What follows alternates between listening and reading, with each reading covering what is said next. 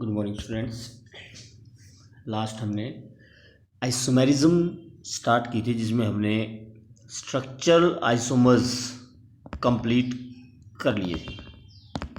टैटोमेरिज्म तक हमने structural isomers complete किए थे। उसके बाद आज हम नेक्स्ट लेके चल रहे हैं stereo isomers. Stereo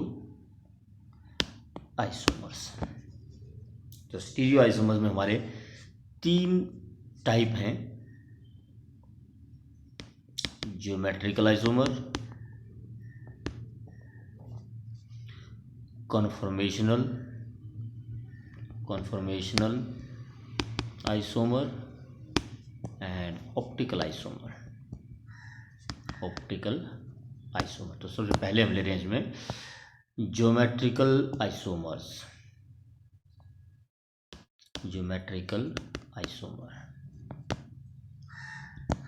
So geometrical isomers are shown by alkenes. Alkenes having same molecular formula but different spatial arrangement. Different arrangement in space, spatial arrangement around carbon double bond.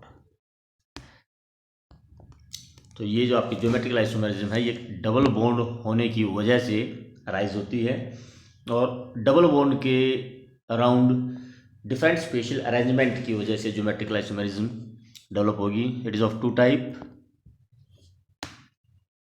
Sis and trans.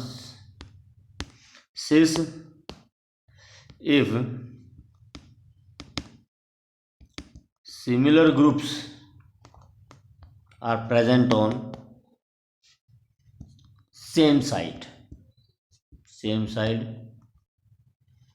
For example,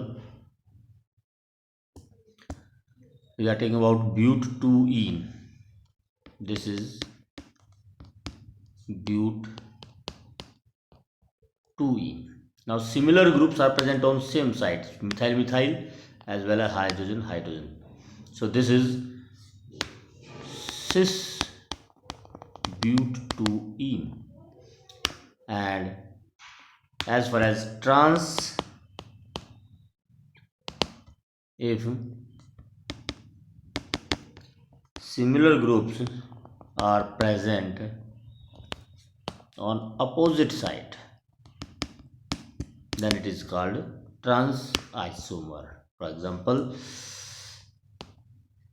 CH3 double bond HCH3. Now you can say similar groups are present on opposite side, then it is trans. और अगर आपके similar group same side में present हैं, then it is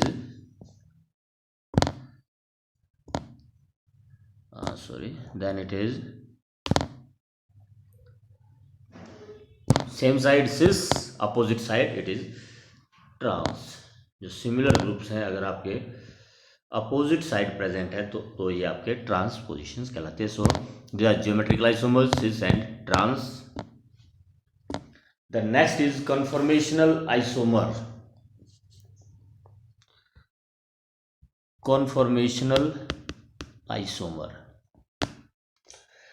These are shown by alkane.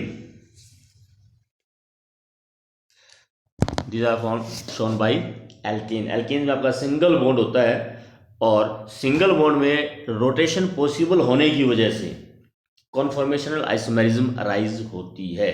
So the different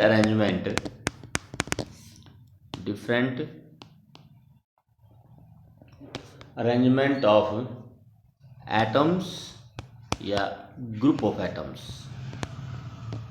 in a molecule which can be obtained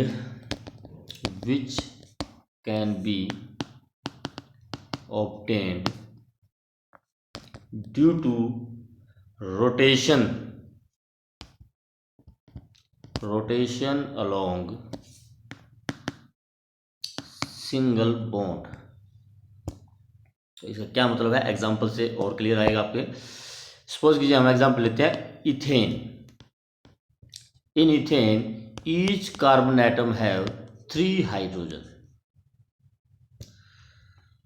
each carbon atom have 3 hydrogen. और यहाँ पर आपका single bond जो है आपका कार्बन कार्बन के बीच में, इट कैन बी रोटेटेड। यहाँ पर रोटेशन पॉसिबल होती है, डबल बॉन्ड में रोटेशन पॉसिबल नहीं होती। इसलिए अगर वो सिमिलर साइड है तो सिमिलर साइड ही रहेंगे, अपोजिट साइड में है सिमिलर ग्रुप तो अपोजिट साइड ही रहेंगे। लेकिन यहाँ पर रोटेशन पॉसिबल है तो साइड चेंज हो सकती है। अब यहाँ पर मैं आपको जरा एक अलग रिप्रेजेंटेशन दिखा रहा हूँ। सपोज कीजिए this is the first carbon and this is the carbon which is present behind the first. और हम इस तरफ से अगर इस एल्केन को देखते हैं तो हमारे सामने सबसे पहले आएगा आपका फ्रंट कार्बन। ये कार्बन हमें दिखाई देगा और this carbon is attached with 3 hydrogen atom. Suppose कीजिए ये 3 हाइड्रोजन एटम इससे अटैच हैं यहाँ पर। This is our first carbon at which 3 hydrogen atom is attached. The second carbon जो है हमारा बिल्कुल एग्जैक्ट इसके पीछे हमें दिखाई देगा। जो सेकंड कार्बन होगा बिल्कुल एग्जैक्ट इसके बैक साइड में होगा, तो वो भी हमें यहीं पर इसी के पीछे दिखाई, मतलब इसके पीछे होता है तो हमें दिखाई नहीं देता एक्चुअल में। तो जो सेकंड कार्बन है इट इज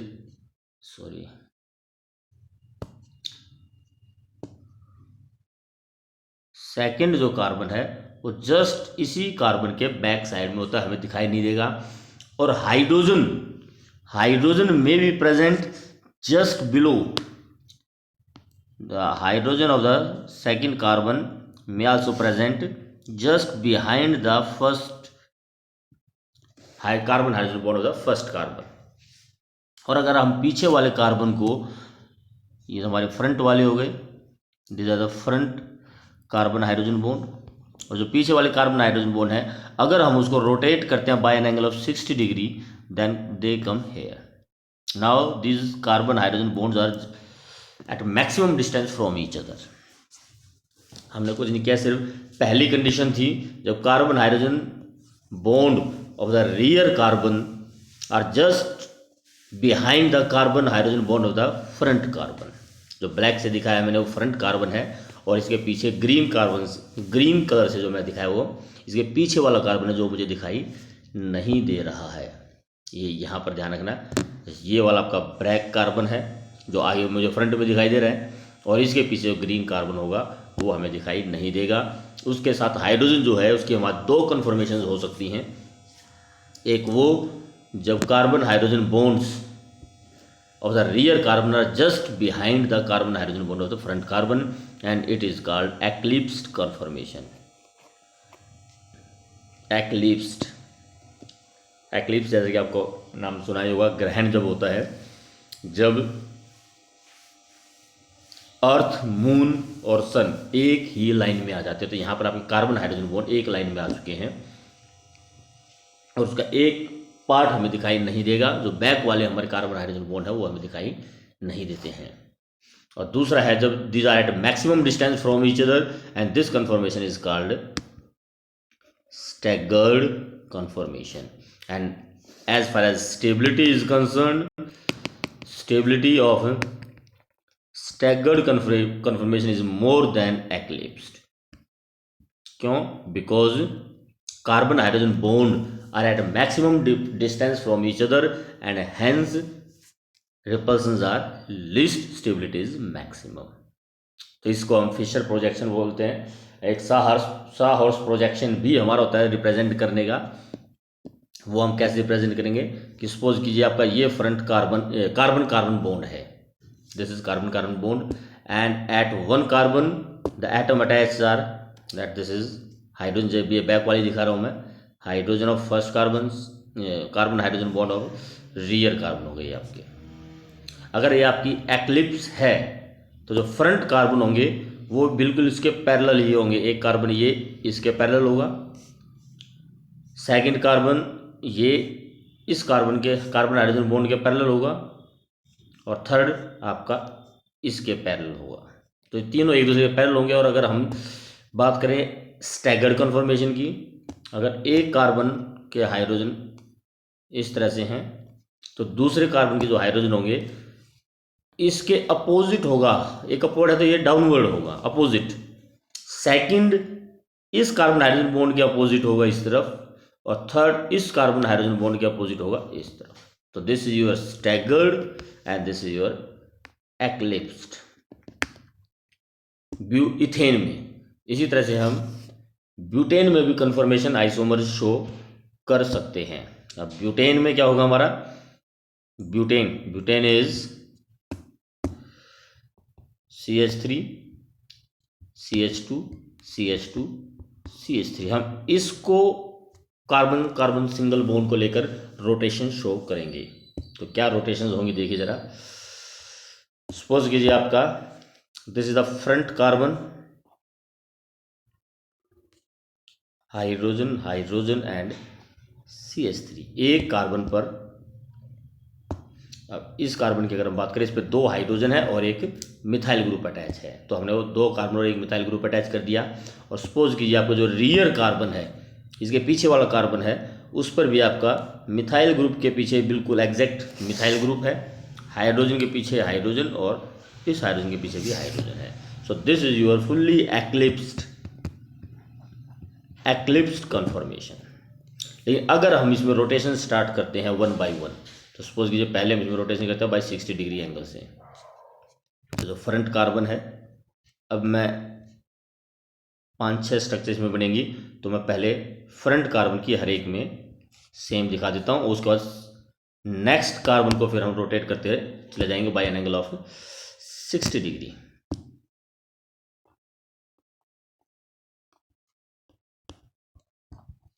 ये फ्रंट कार्बन मैं यहीं पर शो कर रहा हूँ।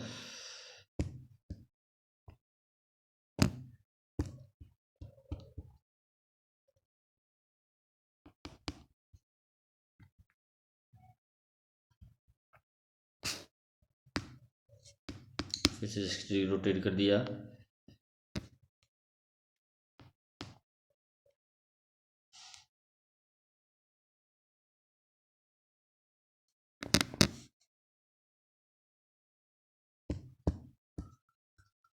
और ये लास्ट रोटेशन।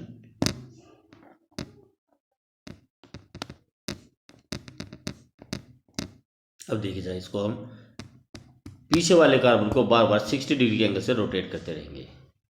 तो फर्स्ट कंडीशन में हमारे फुल्ली एक्लिप्स थे। सेकंड कंडीशन में यहाँ आपका 60 डिग्री एंगल रोटेट करने के बाद ये वाला जो ग्रुप आपका यहाँ 60 डिग्री रोटेट करने के बाद CH मिथाइल ग्रुप साइड में आ जाएगा। इन द नेक्स्ट अगेन इस हाइड्रोजन के पीछे आपका CH3 आएगा, यहाँ पर हाइड्रोजन, और इस मिथाइल के पीछे हाइड्रोजन आ जाएगा। फिर से जब हम इसको रोटेट करेंगे मीन्स ये आपका मिथाइल ग्रुप इस हाइड्रोजन के पीछे आ जाएगा। नेक्स्ट में फिर जब आप रोटेट करेंगे,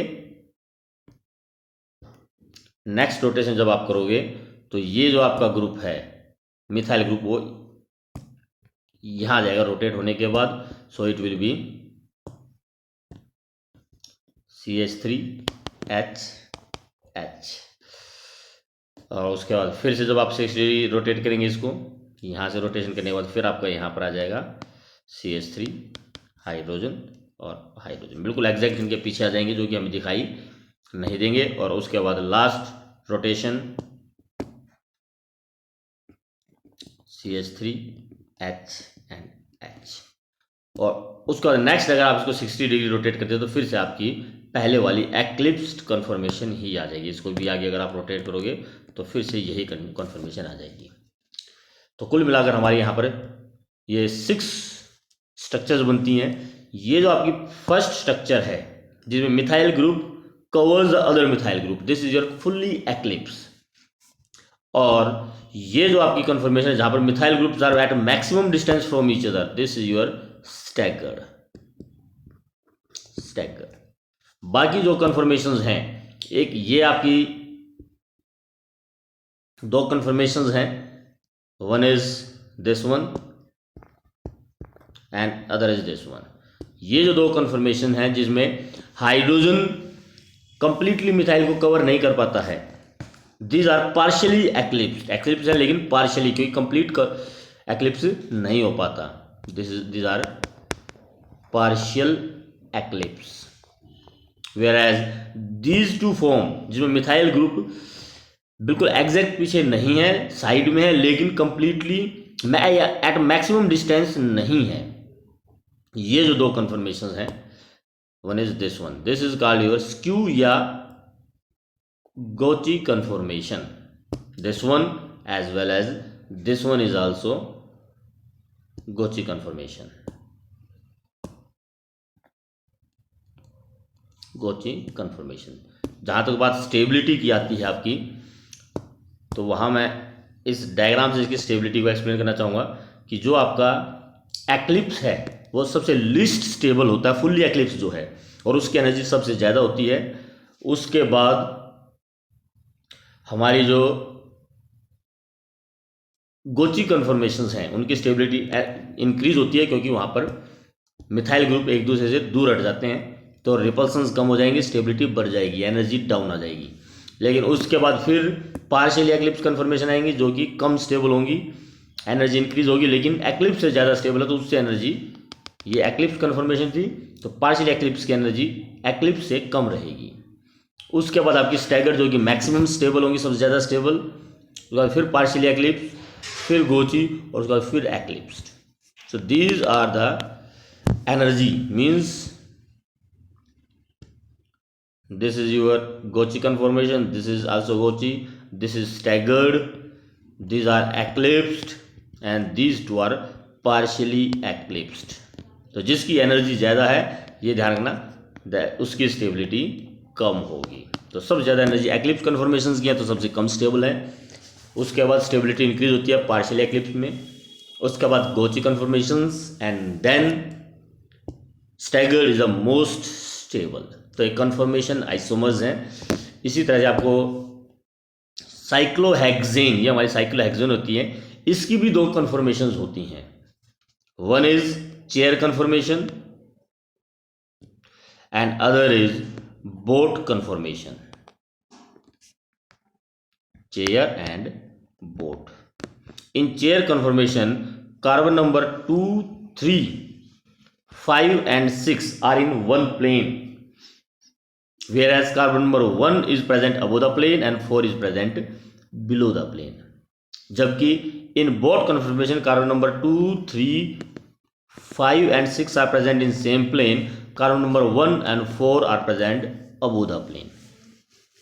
तो carbon number 2, 3, 5, 6 these are present in same plane। दोनों स्ट्रक्चर्स में कार्बन नंबर 2, 3, 5 और 6 एक ही प्लेन में होते हैं। चेयर कन्फर्मेशन में carbon number 1 above the plane और 4 बिलो द प्लेन होता है, जबकि in both conformation carbon number 1 and 4 are present above the plane. So these are our both conformation. और इसके बाद लास्ट है इसमें, सॉरी, कन्फर्मेशन आइसोमर्स, और उसके बाद लास्ट आ जाता है हमारा optical isomers. Optical isomers, optical isomerism is shown by optically active substance, optically active substance. Optically active substance क्या होते हैं? Which can rotate the plane polarized light, और उसकी पहचान है कि दे हैव एसिमेट्री, मेन पहचान है asymmetry.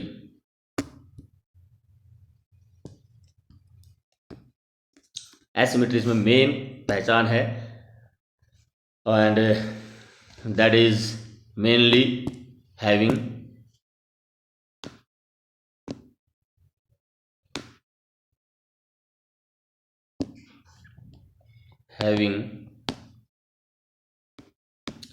chiral carbon atom which have all the four group different. अगर कोई कार्बन ऐसा है जिसमें चारों ग्रुप डिफरेंट हैं, उसको हम बोलते हैं chiral carbon atom, and such carbon atom will be optically या such molecule will be optically active. किसी भी मोलिक्यूल में जिसमें कायरल कार्बन एटम है वो आपका ऑप्टिकली एक्टिव होता है। And such optically active substance will rotate the plane polarized light either towards right और टुवर्ड्स लेफ्ट। तो on the basis of rotations there are two types of optical isomers, dextro rotatory and optically active substance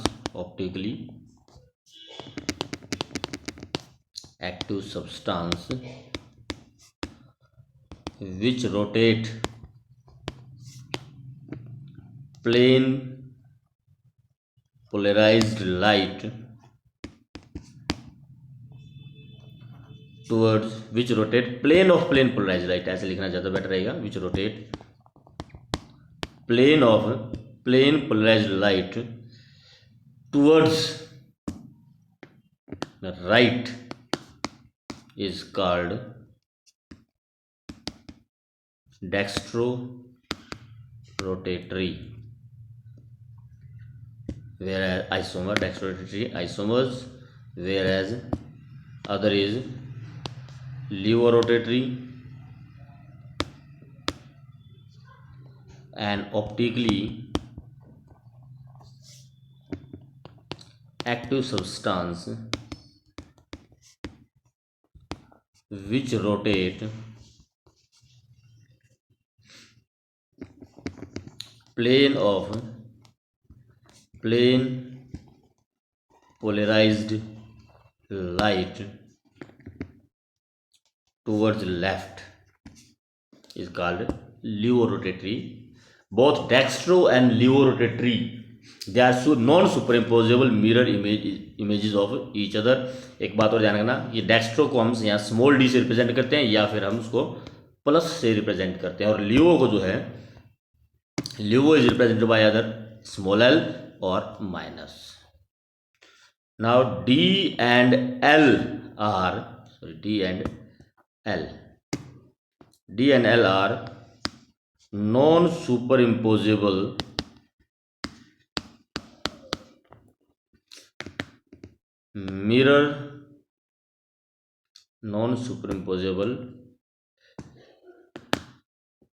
mirror images of each other. Non superimposable mirror image जो एक दूसरे को cover ना करती हूँ. For example suppose कीजिए आपका एक कंपाउंड है 2-chlorobutane C2H5. This is 2-chlorobutane. ये आपका ऑप्टिकली एक्टिव है. अगर ये आपका डेक्स्ट्रोरेटरी है तो जो इसकी नॉन सुपरइम्पोजेबल मिरर इमेज होगी, इसकी अगर हम मिरर बनाएं तो इसकी जो मिरर इमेज होगी इस तरह से होगी CH3H C2H5 and Cl. Now these are the non-superimposable mirror images of each other. अगर एक इसकी डेक्स्ट्रोरेटरी है तो दूसरी लिवोरोटेटरी होगी. तो जो ये आपके डेक्स्ट्रो और लिवोरोटेटरी आइसोमर्स हैं, they are non-superimposable mirror images of each other and also called enantiomers.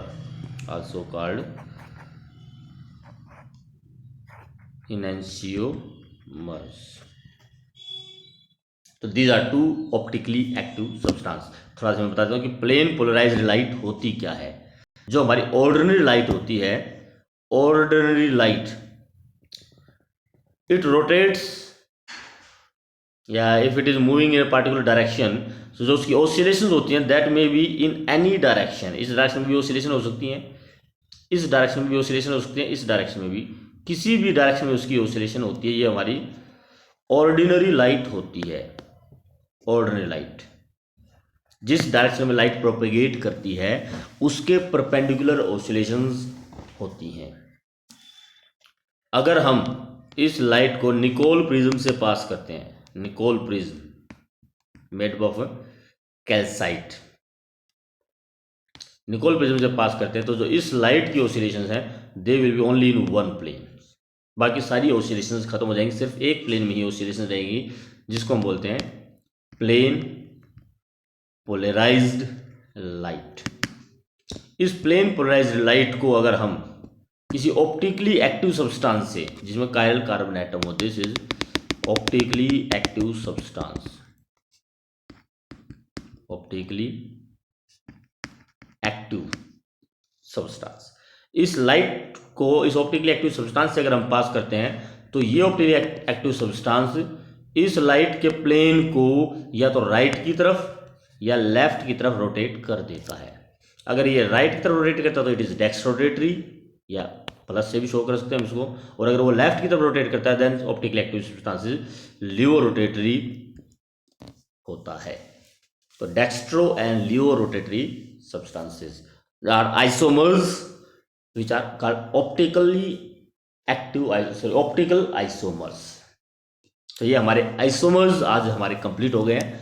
अब इसके बाद इस चैप्टर में हम नेक्स्ट लेंगे alkane and alkynes arenes. Thank you.